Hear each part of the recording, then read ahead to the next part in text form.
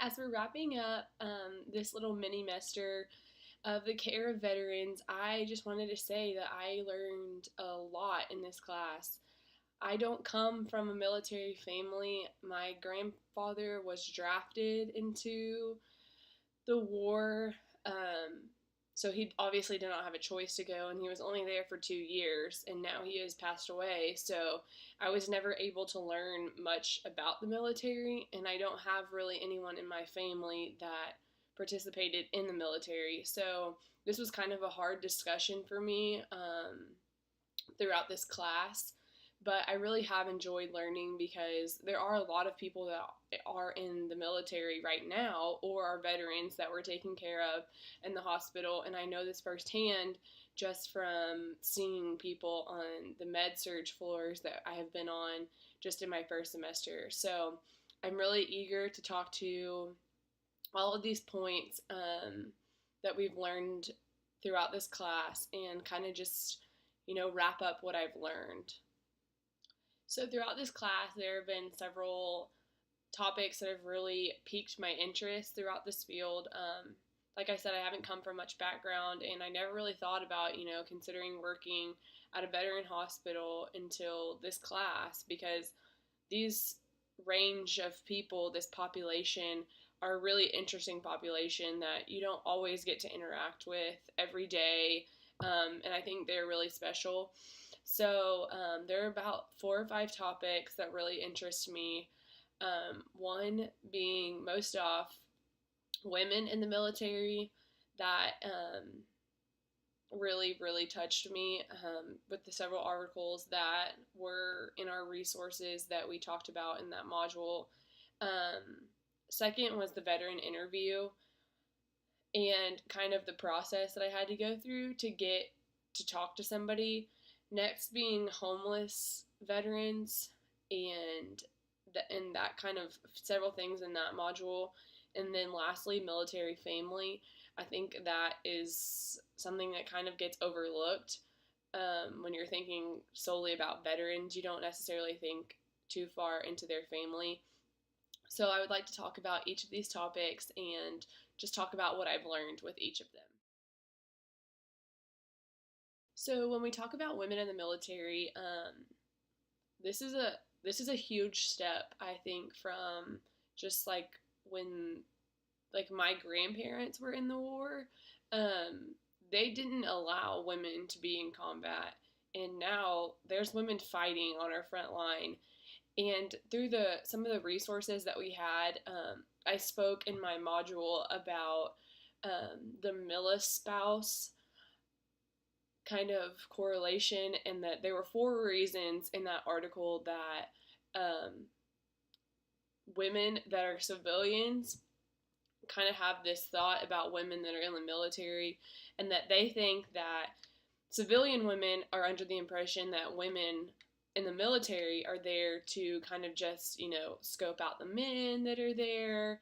And I think when I first read this, I was kind of shocked by this thought um, because the same could go for men, but it's not getting pointed out as, as much as the women is. And that's really unfortunate, in my opinion. I go into greater detail in about my thoughts in my module, but I think that it is so super important to kind of give special thought to these women that are in the military, just because this is hard. Most women in our today's age, a lot of the women don't work. There's where I come from, there's a lot of women that stay home with their families. They would have never ever dreamed about going and fighting for our country.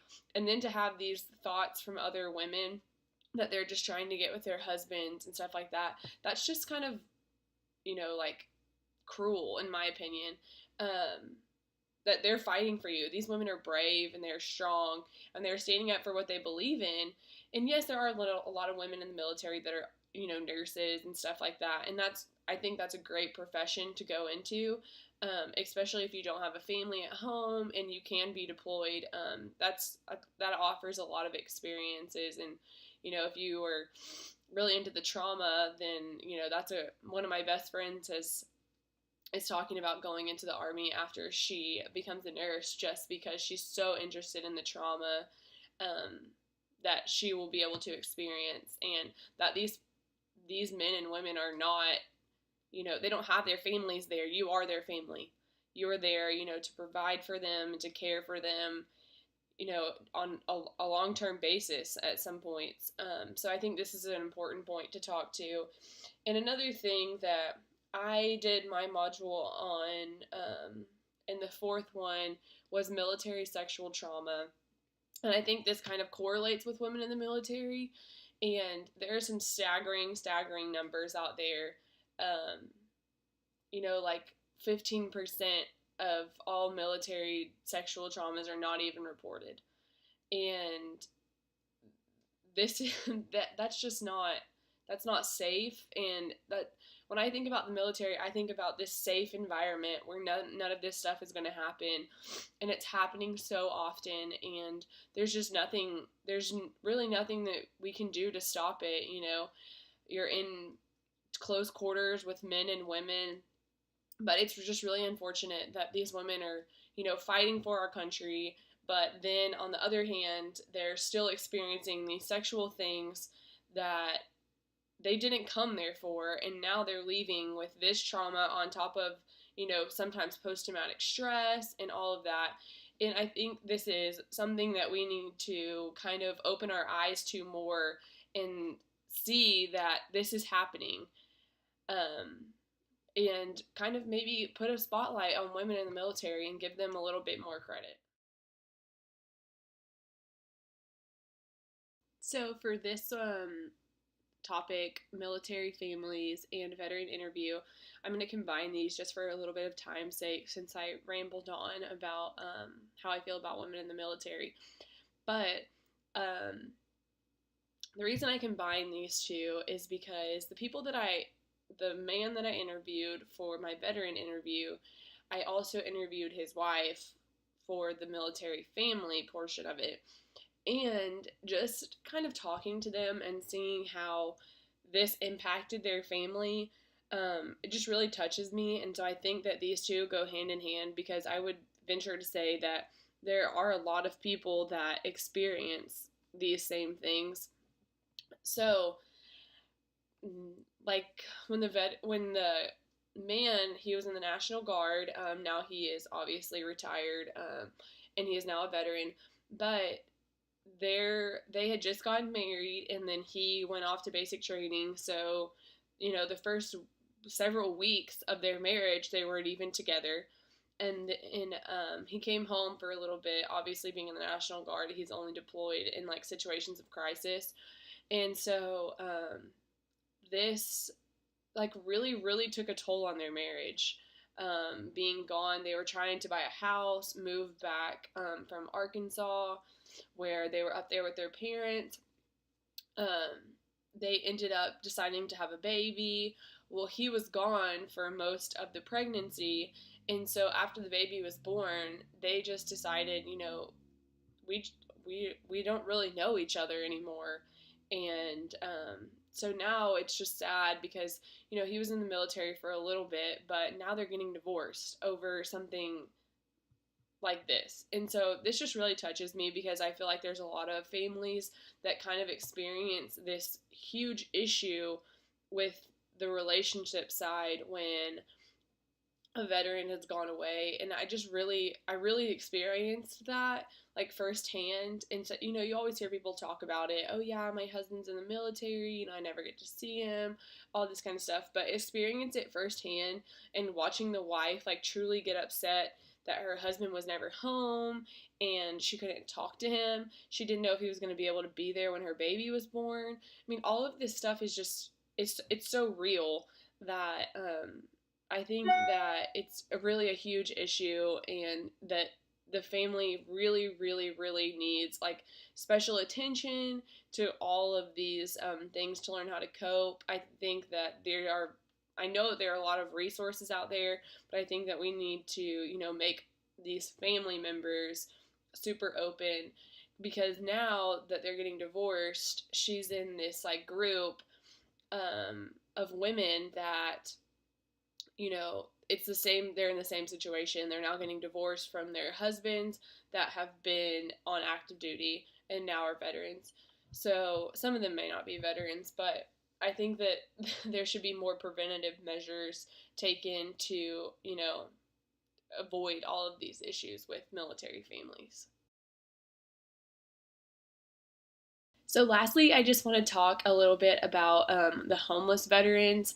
I did not have this specific topic in my module for Module 4. I did a different one, but I really reflected on the girl who did have this one and kind of added my thoughts in her response because this is such a huge issue. And like I added in my response to her, every day I try to watch the news just to, see what's going on around town, but there's always something about like a company trying to start up that's only going to hire veterans, to get back on their feet, and or something like there's a homeless veteran, finding their family member that they've tried to be in touch with since they've gotten back. They're disabled, all this kind of stuff. And to me, this is just so incredibly sad that we allow these people and that we kind of think it's okay because we're not really doing anything about it to just be on the streets. I understand that they have to, want to do it themselves and they have probably lots of mental things that are going on that require or that enable them. But I think this should be something where we take somebody in. And I think there should be shelters that are specifically for veterans, that are going to help them get back on their feet, and counselors and stuff like that, to where we're not just letting these people sit on the street. These people have been fighting for us for, sometimes these people are older people and that they were in, one of the world wars or something like that. And we're just letting them sit there, excuse me, on the street.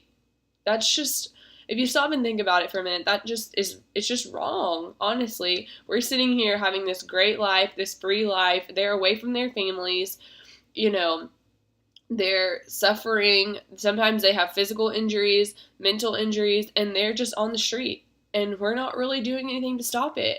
And so I think that's something that we need to come together on, not just as a community, but as a nation, and kind of round up these veterans, and get them back on their feet. If they are not of age to work or drive or anything like that, then we should get them in assisted livings or nursing homes to where they're getting the care that they need and not just not having anything.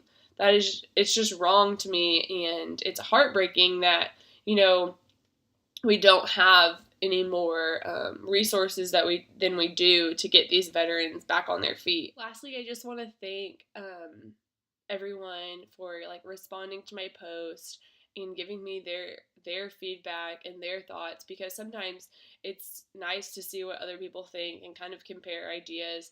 I've learned so much in this course. I feel actually like I'm educated enough to go talk to a veteran, address them with their proper titles, and just kind of care for them, get them a baseline care, and kind of have an idea of what people come back from the military experiencing and stuff like that. And I'm so grateful. I feel like this will really, really help me in my clinical practice.